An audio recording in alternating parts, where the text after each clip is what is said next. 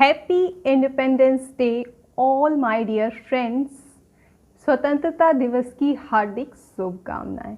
आज के लेसन में हम क्या सीखने वाले हैं ये तो आप समझ ही गए होंगे। आज है स्वतंत्रता दिवस और इससे बनने वाले जो वर्ड हैं, जो वोकेबुलरी हैं, आज के इस लेसन में हम सीखने वाले हैं। तो चलिए लेसन शुरू करते हैं। Let's get started.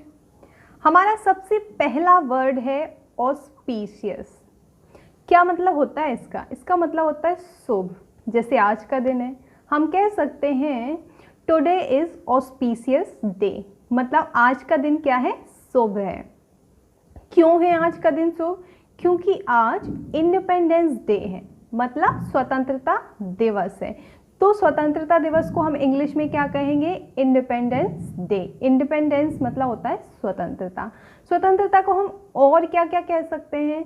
हम स्वतंत्रता को फ्रीडम भी कह सकते हैं और लिबर्टी भी कह सकते हैं। ओके, तो इंडिपेंडेंस डे के दिन हम और क्या क्या करते हैं? ध्वजारोहण करते हैं। ध्वजारोहण को इंग्लिश में कहते हैं फ्लैग होस्टिंग।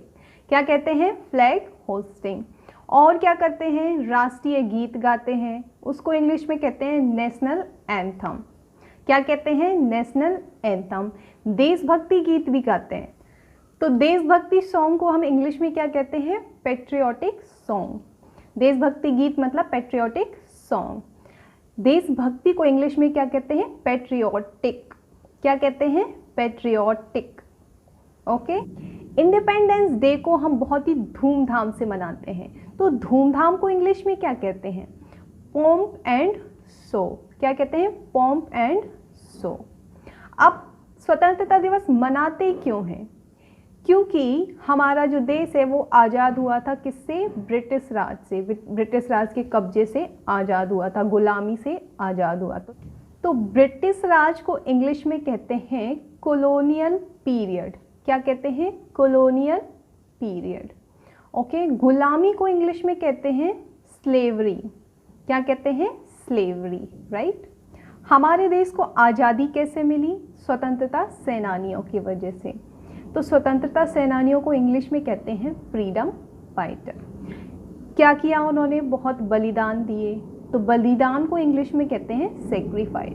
क्या कहते हैं? सेक्रीफाइस। बहुत सारे लोग शहीद हुए, तो शहीद को इंग्लिश में कहते हैं मार्टर। क्या कहते हैं? मार्टर। फिर कहीं जाके 15 अगस्त 1947 में हमारा देश आज़ाद हुआ। India got independence on 15 August 1947। Okay. फिर क्या हुआ? हमारा संविधान बना। तो संविधान को इंग्लिश में क्या कहते हैं? संविधान को इंग्लिश में कॉन्स्टिट्यूशन कहते हैं। क्या कहते हैं? कॉन्स्टिट्यूशन। और फिर हमारे देश में क्या हो गया? प्रजातंत्र हो गया। प्रजातंत्र को इंग्लिश में क्या कहते हैं? डेमोक्रेसी, मतलब जनता का शासन हो गया। होप कि आपको ये सारे वर्ड अच्छे से क्लियर हुए होंगे, अच्छे से समझ में आए होंगे। फिर मिलते हैं नेक्स्ट वीडियो में, तब तक के लिए बाय।